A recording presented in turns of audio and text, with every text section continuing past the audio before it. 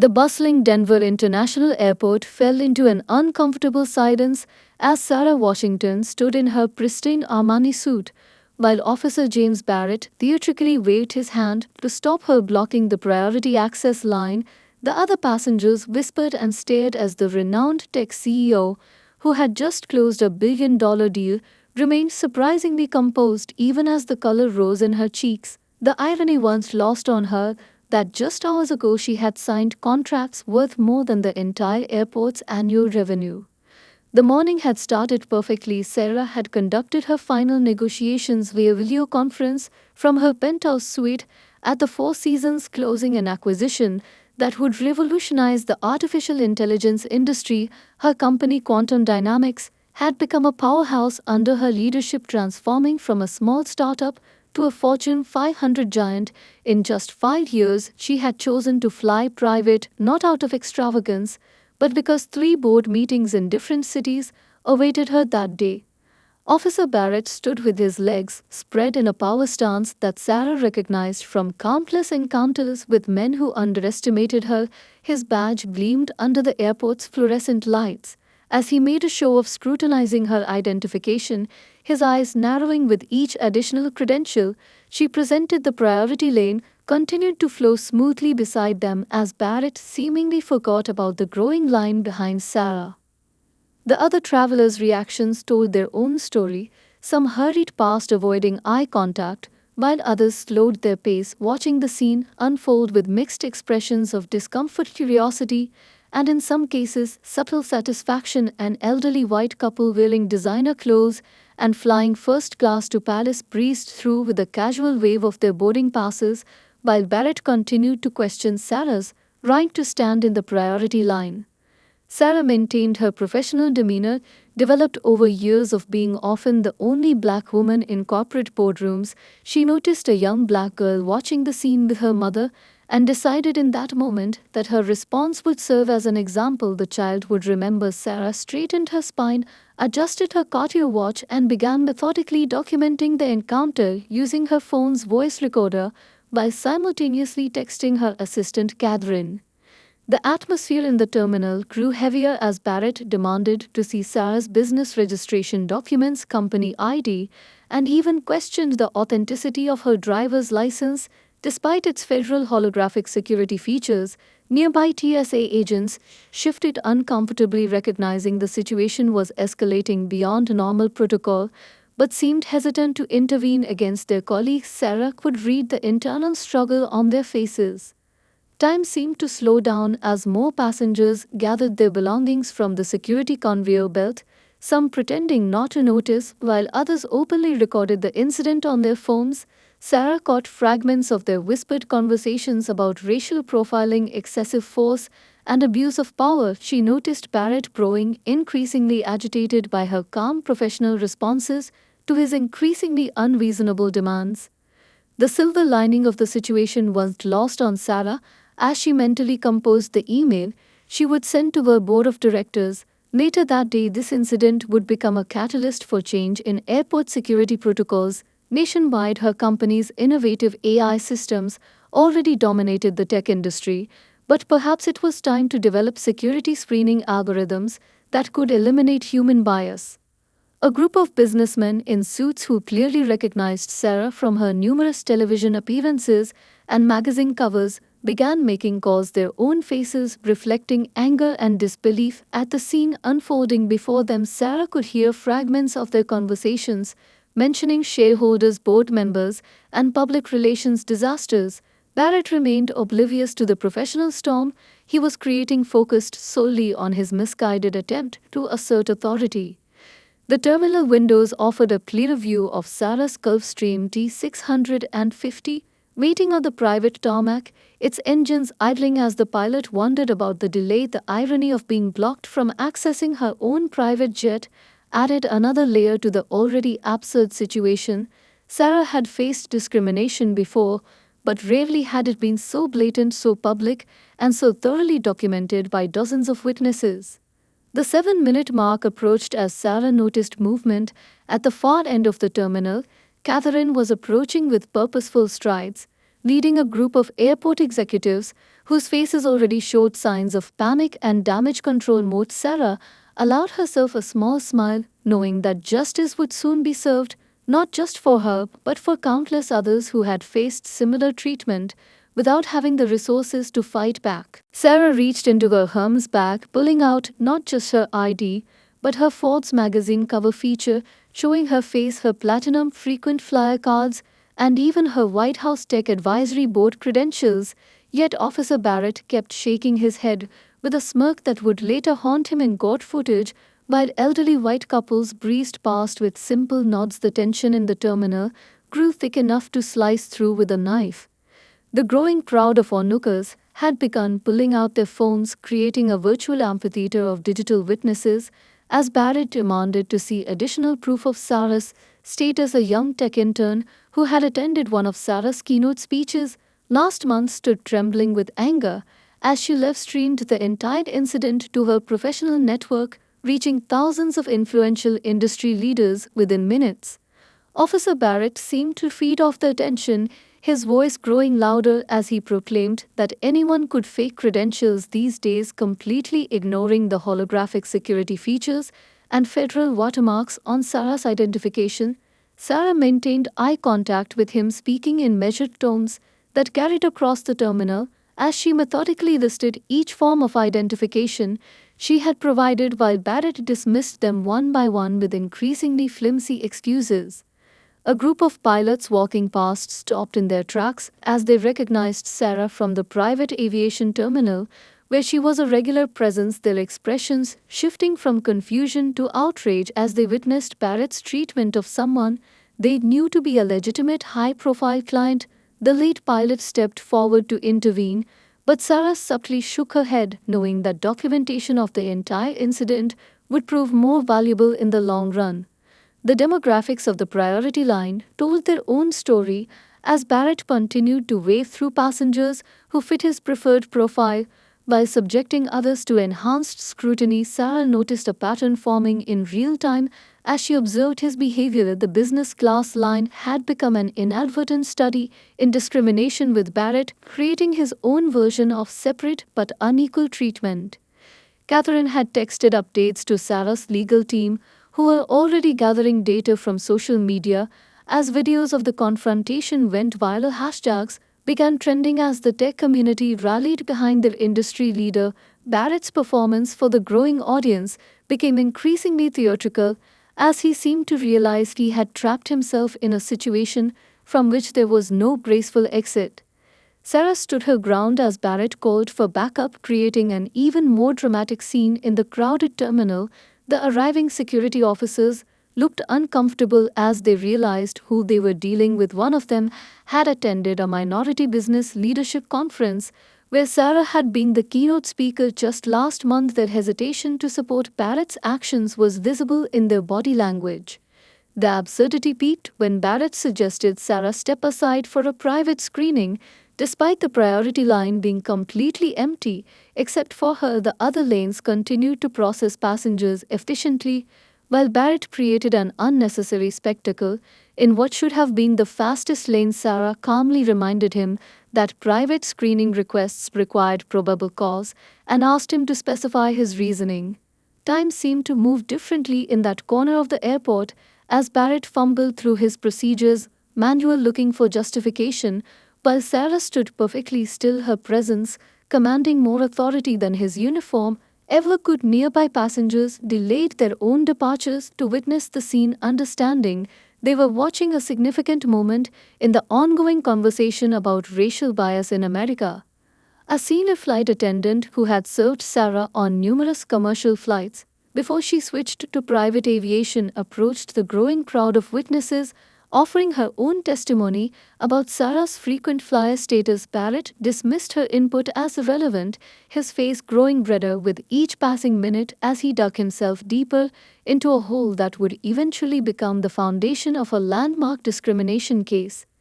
The terminal had become uncomfortably quiet as regular airport noise seemed to fade into the background, leaving only the sound of Barrett's increasingly desperate attempts to justify his actions and Sarah's calm, systematic dismantling of each of his arguments.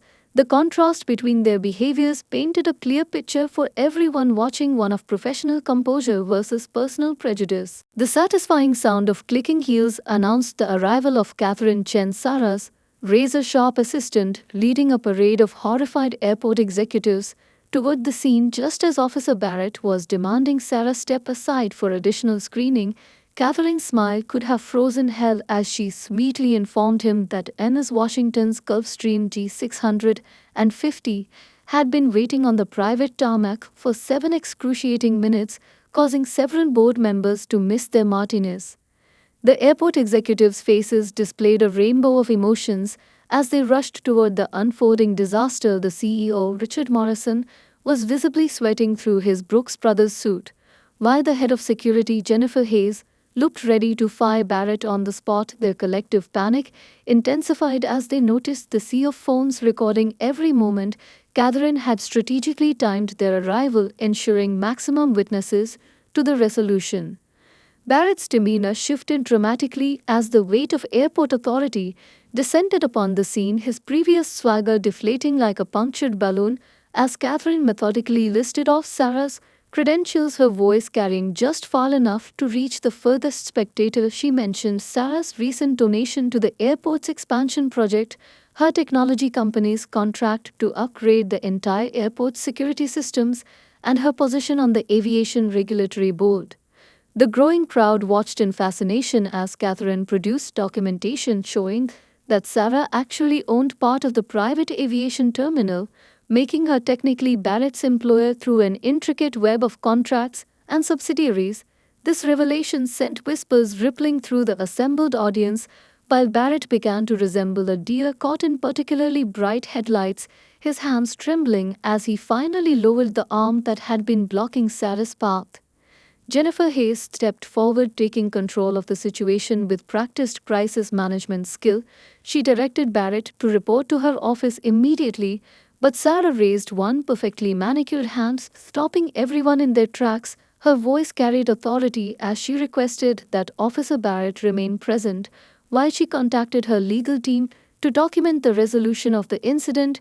She had already decided this would become a teaching moment. Catherine continued her subtle psychological warfare, producing a tablet displaying live social media reactions to the incident, which had already gone viral in the business and aviation communities.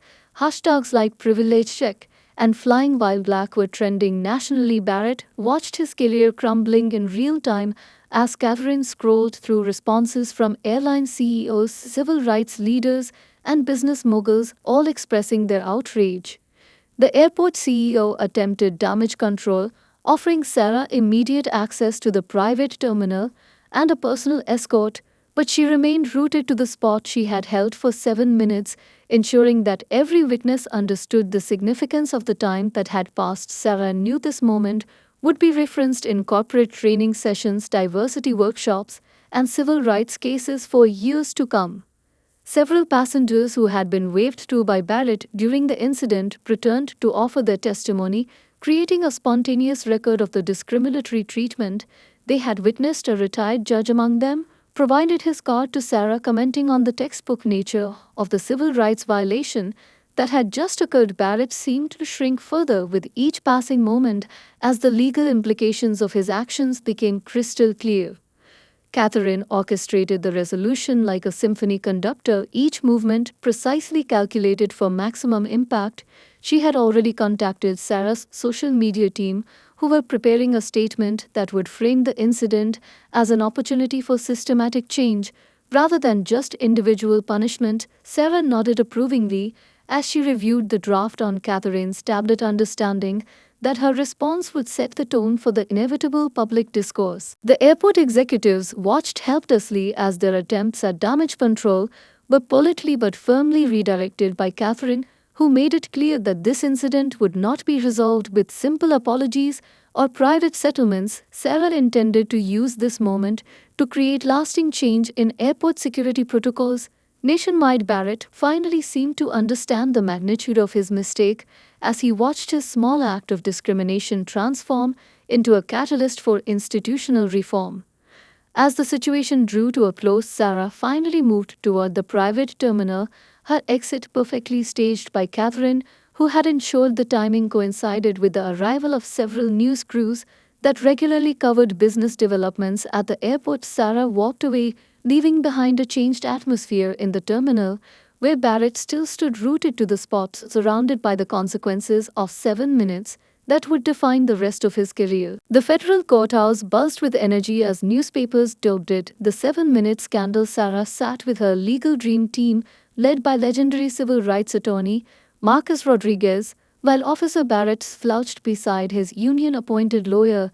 The prosecution opened by playing the devastating compilation of airport footage showing Barrett's selective screening patterns, set to a timeline that made several jurors gasp audibly in the packed courtroom.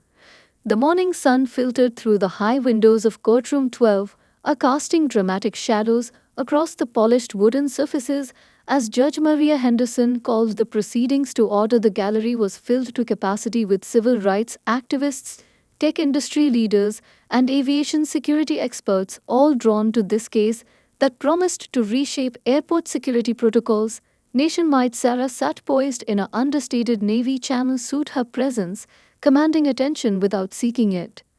Marcus Rodriguez approached the podium with measured steps, his reputation for winning landmark discrimination cases preceding him. The elderly attorney had postponed his retirement specifically to take this case. His opening statement painted a vivid picture not just of the 7 minutes but of decades of systemic discrimination in air travel. His voice carried the weight of countless similar incidents as he connected Sarah's experience to a larger pattern of injustice.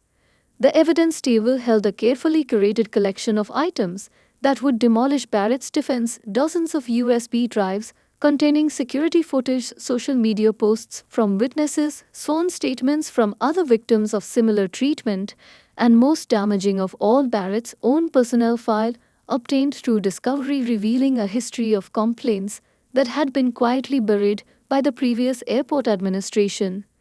Catherine Chen sat directly behind Sarah, her tablet displaying real-time updates from their social media team. As hashtags related to the trial trended globally, the tech industry had rallied behind their colleague, with major companies posing their advertisements at Denver International Airport. Until the resolution of the case, Barrett shifted uncomfortably in his seat as Rodriguez displayed screenshots of the financial impact his actions had caused. The prosecution team had transformed the courtroom into a multimedia command center. Screens displayed synchronized footage from multiple security cameras showing Barrett's pattern of behavior throughout his shifts. The jurors leaned forward in their seats as Rodriguez demonstrated how Barrett processed white passengers in an average of 15 seconds, while minorities faced extended scrutiny, averaging over 3 minutes. Sarah's legal team had prepared a devastating timeline comparing Barrett's treatment of different passengers on the day in question. The evidence was presented in clinical detail, showing how elderly white couples with expired passports were waved through while minority passengers with perfect documentation faced aggressive questioning. The pattern was impossible to ignore as it played out across multiple screens. The airport authorities' representatives sat in uncomfortable silence as Rodriguez reviewed internal emails showing they had been warned about Barrett's behavior months before the incident with Sarah. Their inaction, now exposed before the federal judge who had previously overseen several major civil rights cases. Judge Henderson's expression remained neutral, but her occasional glances toward the airport officials spoke volumes.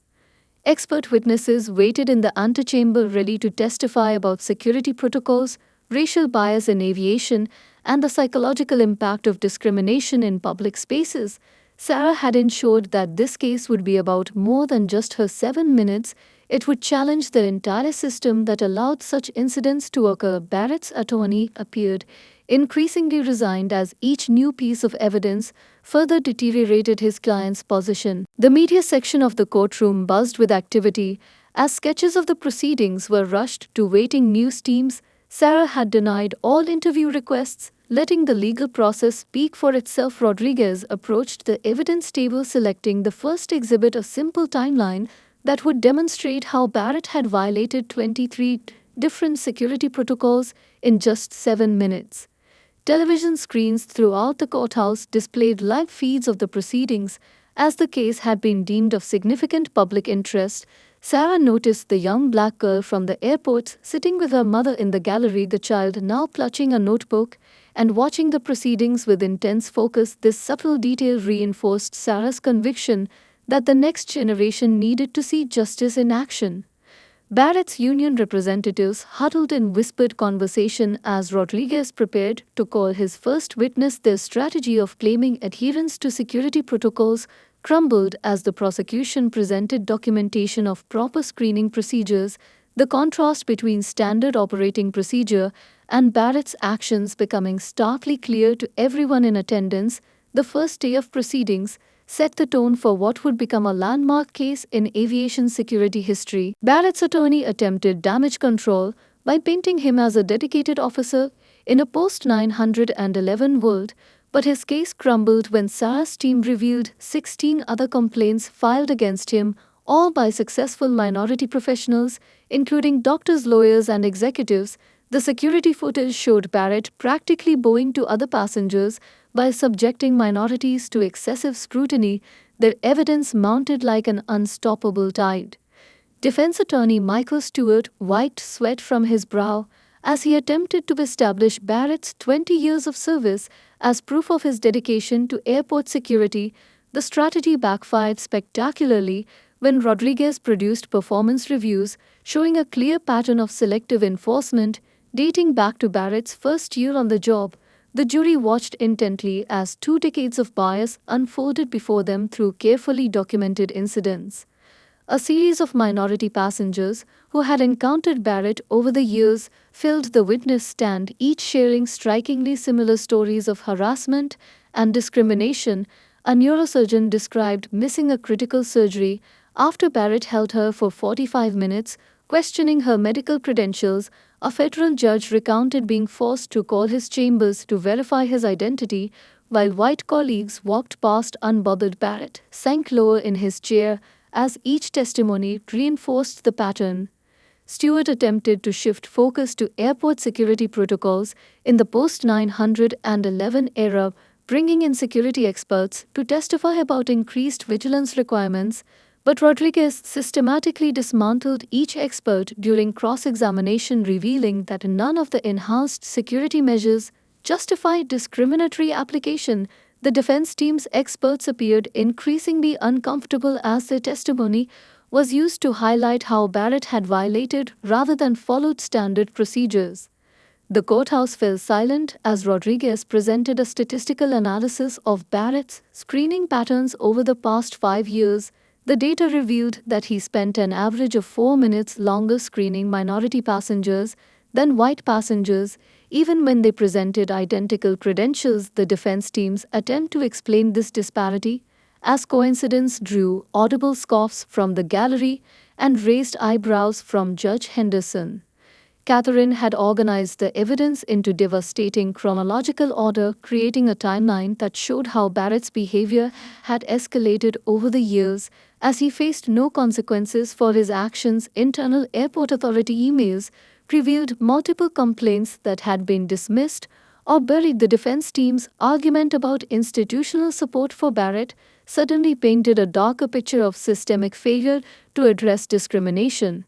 Barrett's personal social media history projected onto the courtroom screens revealed years of subtle and overt bias. His attorney frantically objected to this evidence, but Judge Henderson allowed it, noting its relevance to establishing pattern and intent. The jury took detailed notes as Rodriguez demonstrated how Barrett's online behavior correlated with increased incidents of discriminatory screening at his checkpoint. Stewart attempted to humanize Barrett by calling character witnesses, but each testimony seemed to backfire. His fellow officers' descriptions of him as thorough and detail-oriented were undermined by security footage showing his distinctly different treatment of passengers based on race. Rodriguez barely needed to cross-examine these witnesses as their own words highlighted the institutional blindness to discrimination. The defense strategy of claiming security protocol compliance fell apart entirely when Rodriguez produced TSA guidelines showing specific time limits for various screening procedures. Barrett had exceeded these limits exclusively with minority passengers, While rushing white passengers through without proper verification, the jury watched in silence as the evidence mounted, showing how Barrett had weaponized security protocols to justify his discriminatory behavior. As the defense case deteriorated, Stewart made a desperate attempt to paint Sarah as an opportunist, using the incident for publicity, but this strategy backfired spectacularly when Rodriguez presented evidence of her numerous unpublicized donations to civil rights causes and her history of quietly supporting other victims of discrimination. The contrast between Sarah's dignified response and Barrett's history of bias became increasingly stark. The afternoon sun cast long shadows across the courtroom as Stewart attempted his final strategic gambit, arguing that the intense public scrutiny had already punished Barrett enough. Rodriguez countered by displaying current statistics on discriminatory screening practices nationwide, demonstrating how cases like this rarely reached the courtroom because most victims lacked Sarah's resources to pursue justice. The defense strategy lay in ruins as the day drew to a close, leaving Barrett facing the full weight of his actions with no viable explanation for his behavior. The courtroom leaned forward as former TSA Director James Morrison took the stand, systematically destroying Barrett's defense by demonstrating proper screening protocols using actual security equipment wheeled into court. The jury watched in fascination as he proved that Barrett's 7-minute detention of Sarah violated every single standard operating procedure in the manual, creating a masterclass in proper security procedures. Morrison commanded attention in his crisp uniform decorated with service medals, his 30 years of experience adding weight to each word as he explained the sophisticated algorithms and behavioral patterns that should guide security screenings. He demonstrated using real-time simulations how Barrett had ignored every established protocol, choosing instead to create his own discriminatory system that targeted specific passengers based on race. The expert witness used the court's multimedia system to display split-screen footage showing Barrett processing different passengers. His analysis highlighted the stark differences in treatment. Rodriguez handed Morrison a stopwatch as he narrated dozens of interactions, showing how Barrett spent an average of 20 seconds with white passengers while minorities faced extended questioning, often lasting several minutes. The evidence was damning in its mathematical precision. Catherine had prepared a comprehensive database of airport security incidents, which Morrison used to demonstrate how proper screening should work. He showed footage from top-rated airports, where diverse passengers moved efficiently through security, regardless of race, religion, or appearance. The contrast with Barrett's checkpoint became increasingly stark as the expert testimony continued, painting a clear picture of systemic bias. A behavioral analysis expert, Sarah Chen, followed, explaining the psychological impact of discriminatory screening on passengers. She presented peer-reviewed studies showing how targeted harassment at security checkpoints created lasting trauma, affecting victims' professional and personal lives. The jury appeared deeply moved as Chen explained how 7 minutes of public humiliation could impact someone's sense of dignity and self-worth for years. The prosecution brought forward Marcus Thompson, a leading authority on implicit bias in law enforcement. His testimony systematically dismantled the defense's claim that Barrett was simply being thorough, using brain scanning studies and psychological research. Thompson demonstrated how unchecked bias could escalate over time when reinforced by institutional protection. Barrett shifted uncomfortably as the expert explained how his behavior reflected textbook patterns of escalating discriminatory conduct. Security technology expert Rachel Martinez demonstrated the advanced identification systems available at modern airports, explaining how Barrett had ignored multiple digital confirmations of Sarah's identity. She showed how the priority access system already incorporated multiple layers of verification, making Barrett's additional questioning not only unnecessary but deliberately obstructive. The technical evidence further eroded any claim of security necessity. The afternoon session featured Dr. William Parker, an aviation security consultant who had trained officers at dozens of major airports. He used the courtroom demonstration equipment to show proper screening techniques, highlighting exactly how Barrett had deviated from standard practices. The jury watched intently as Dr. Parker demonstrated how a proper priority lane screening should take no more than 30 seconds, regardless of the passenger's background. Statistical analyst Dr. Emily Rodriguez presented a devastating data analysis of screening patterns at Barrett's checkpoint compared to other security lanes. Her charts and graphs showed undeniable evidence of racial disparity in processing times. The defense attorney's attempts to challenge her methodology only led to more detailed explanations that reinforced the scientific validity of her findings. The day concluded with testimony from Dr. James Wilson, a civil rights historian who placed the incident within the broader context of discrimination in transportation. His academic expertise helped the jury understand how Barrett's actions connected to a longer history of systemic bias in travel restrictions. The historical perspective transformed 7 minutes of discrimination into a continuation of decades of injustice that demanded correction. The expert witnesses had created an insurmountable wall of evidence, each bringing unique professional perspectives that validated Sarah's experience. Barrett's defense team appeared increasingly resigned as each expert systematically dismantled their remaining arguments.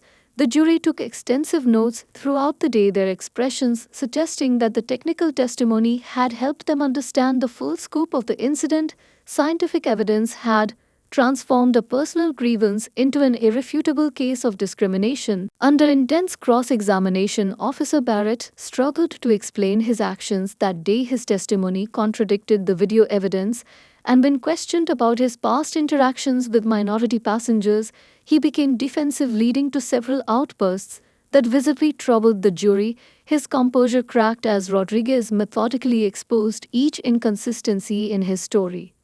The morning tension could be cut with a knife as Barrett took the oath, his uniform pressed, but his confidence visibly shaken after days of damaging testimony.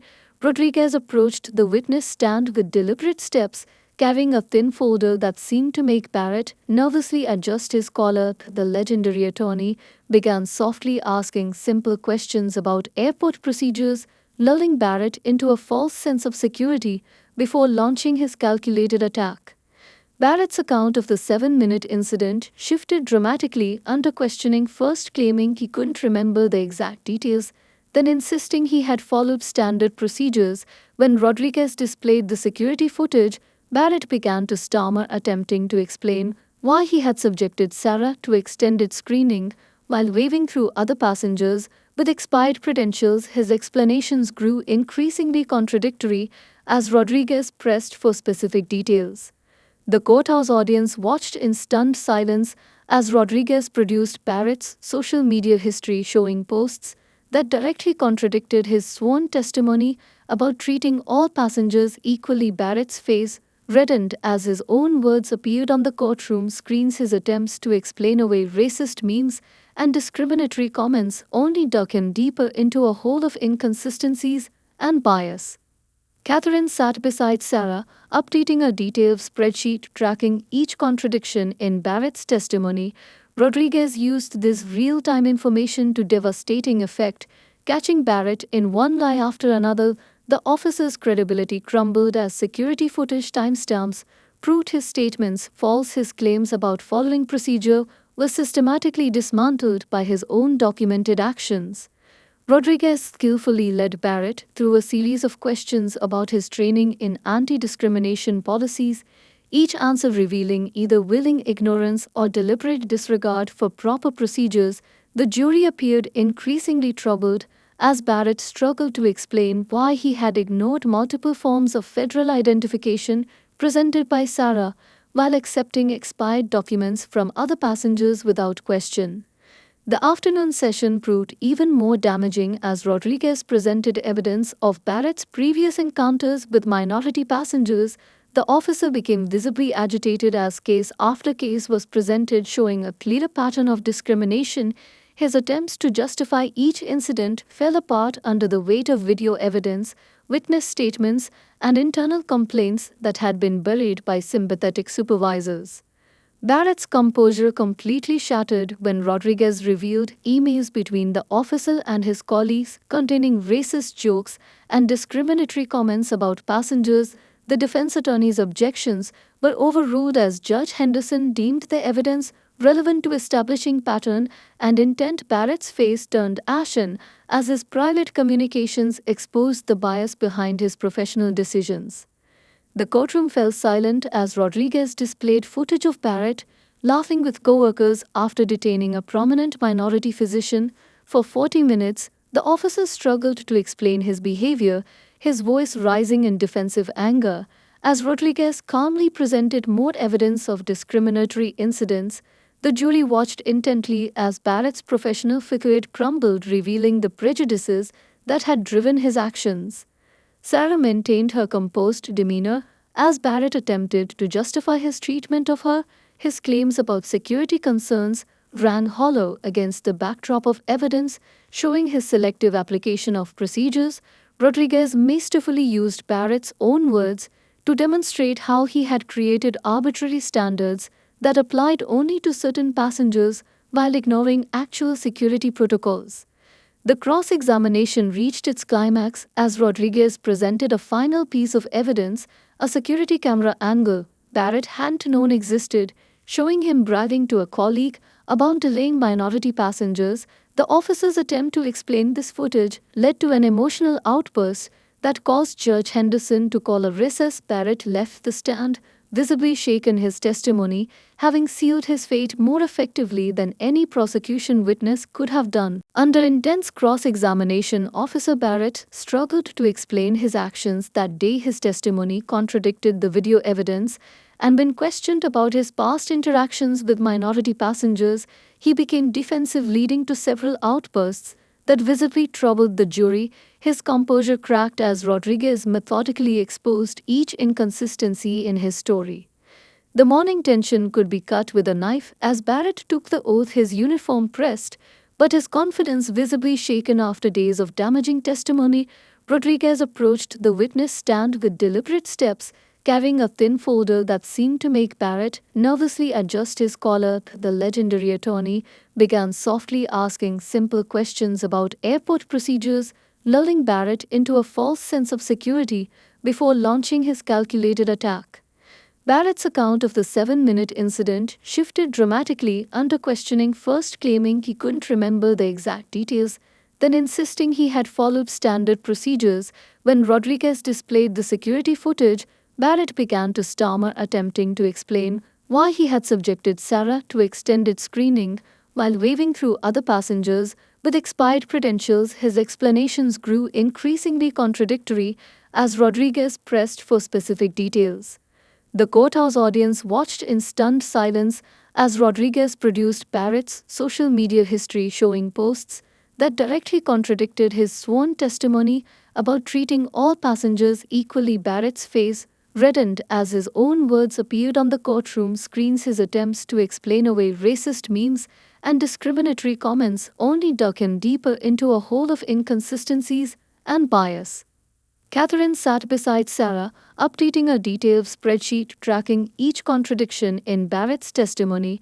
Rodriguez used this real-time information to devastating effect, catching Barrett in one lie after another. The officer's credibility crumbled as security footage timestamps proved his statements false. His claims about following procedure were systematically dismantled by his own documented actions. Rodriguez skillfully led Barrett through a series of questions about his training in anti-discrimination policies, each answer revealing either willing ignorance or deliberate disregard for proper procedures. The jury appeared increasingly troubled as Barrett struggled to explain why he had ignored multiple forms of federal identification presented by Sarah while accepting expired documents from other passengers without question. The afternoon session proved even more damaging as Rodriguez presented evidence of Barrett's previous encounters with minority passengers. The officer became visibly agitated as case after case was presented, showing a clear pattern of discrimination. His attempts to justify each incident fell apart under the weight of video evidence, witness statements, and internal complaints that had been buried by sympathetic supervisors. Barrett's composure completely shattered when Rodriguez revealed emails between the officer and his colleagues containing racist jokes and discriminatory comments about passengers. The defense attorney's objections were overruled as Judge Henderson deemed the evidence relevant to establishing pattern and intent. Barrett's face turned ashen as his private communications exposed the bias behind his professional decisions. The courtroom fell silent as Rodriguez displayed footage of Barrett laughing with coworkers after detaining a prominent minority physician for 40 minutes. The officer struggled to explain his behavior, his voice rising in defensive anger, as Rodriguez calmly presented more evidence of discriminatory incidents. The jury watched intently as Barrett's professional facade crumbled, revealing the prejudices that had driven his actions. Sarah maintained her composed demeanor as Barrett attempted to justify his treatment of her. His claims about security concerns ran hollow against the backdrop of evidence showing his selective application of procedures. Rodriguez masterfully used Barrett's own words to demonstrate how he had created arbitrary standards that applied only to certain passengers while ignoring actual security protocols. The cross-examination reached its climax as Rodriguez presented a final piece of evidence, a security camera angle Barrett hadn't known existed, showing him bragging to a colleague about delaying minority passengers. The officer's attempt to explain this footage led to an emotional outburst that caused Judge Henderson to call a recess. Barrett left the stand, visibly shaken, his testimony having sealed his fate more effectively than any prosecution witness could have done. Sarah delivered a powerful statement about how this incident reflected broader systemic issues in air travel security, describing countless similar experiences shared by other successful minorities. In response to her lawsuit going public, the courtroom fell silent as she explained her decision to pursue justice rather than stay quiet. Her voice carried the weight of responsibility as she stood at the podium. The afternoon light streamed through the courthouse windows, illuminating Sarah as she began her testimony, wearing a simple yet elegant black dress that emphasized the gravity of the moment. She spoke without notes, her words flowing naturally as she described not just the 7 minutes of humiliation, but the lifetime of similar experiences that had led to this moment. The jury remained transfixed as she painted a vivid picture of the cumulative impact of such discrimination. Sarah described how her inbox had flooded with thousands of emails after the incident went public, each message sharing similar stories of discrimination at airport security checkpoints. She read excerpts from messages sent by doctors, judges, business executives, and other professionals who had faced identical treatment but lacked the resources to fight back. Her voice remained steady as she explained how these stories had strengthened her resolve to pursue the case despite numerous offers to settle quietly. The gallery watched in rapt attention as Sarah detailed the ripple effects of those 7 minutes, explaining how video of the incident had become required viewing in corporate diversity training sessions across the country. She described how major airports had begun reviewing their security procedures in response to the publicity surrounding her case, demonstrating how one moment of discrimination had sparked a national conversation about systemic bias. Catherine provided real-time data showing how reports of discriminatory screening had decreased at airports that had implemented new training programs inspired by this case. Sarah explained her vision for using technology to eliminate human bias in security procedures, describing how the company had developed AI systems that could ensure standardized screening processes for all passengers, regardless of race or appearance. The courtroom fell completely silent as Sarah recounted a conversation with a young black girl who had witnessed the incident at the airport, describing how the child had written a school essay about wanting to become a civil rights lawyer. After watching Sarah stand up to discrimination, Barrett seemed to shrink in his seat as Sarah explained how his actions had impacted not just her but countless others who witnessed or learned about the incident. Sarah's voice carried authority as she outlined her proposed reforms for airport security, including mandatory bias training, updated screening protocols, and independent oversight committees. She explained how the damages sought in the case would fund these initiatives, transforming a moment of discrimination into lasting institutional change.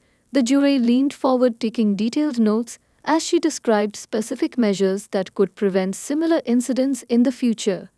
The impact statement took an unexpected turn as Sarah acknowledged the airport employees who had come forward to support her case. Despite risks to their own careers, she highlighted how systemic discrimination relied on the silence of witnesses and praised those who had chosen to speak up. Barrett stared at the floor as several of his former colleagues nodded in agreement from their seats in the gallery. Sarah concluded by addressing the broader implications of the case, explaining how discrimination in public spaces affected not just the direct victims, but society as a whole. She described how incidents like these created invisible barriers to success, forcing minorities to constantly prove their right to occupy professional spaces. The jury appeared deeply moved as she connected her personal experience to the larger struggle for equality in American society. The courthouse remained hushed as Sarah detailed her plans to establish a legal defense fund for victims of similar discrimination, ensuring that future cases would not go unchallenged due to lack of resources. Her commitment to creating lasting change transformed the personal humiliation of those 7 minutes into a catalyst for systemic reform. Barrett's attorney seemed to realize the full magnitude of what his client had sparked as Sarah outlined the nationwide impact of this single incident. As Sarah concluded her impact statement, Judge Henderson asked if she harbored any anger toward Barrett. Her response demonstrated remarkable grace as she explained that her goal was not punishment but prevention, focusing on creating systems that would make such discrimination impossible rather than seeking revenge. The contrast between her measured response and Barrett's earlier outbursts perfectly illustrated the difference between justice and retaliation. The jury returned after just 2 hours of deliberation, finding Officer Barrett and the airport authority liable for discrimination, ordering substantial damages, but more importantly requiring mandatory bias training for all security personnel and establishing new accountability measures. Sarah smiled, knowing her 7 minutes of humiliation had led to lasting change for future travelers. The verdict echoed through the courthouse like a thunderclap of justice. Judge Henderson adjusted her robes as she prepared to deliver the complete verdict, her expression stern yet satisfied as she read out the comprehensive list of required changes that would transform airport security protocols nationwide. The damages totaled $50 million, but the institutional reforms carried even greater weight. Barrett sat motionless as the judge detailed how his actions had triggered a complete overhaul of airport screening procedures. The verdict included unprecedented requirements for airports across the country, mandating AI-monitored screening times, regular bias audits, and public reporting of demographic screening statistics. Sarah's legal team had achieved not just victory but revolution in aviation security.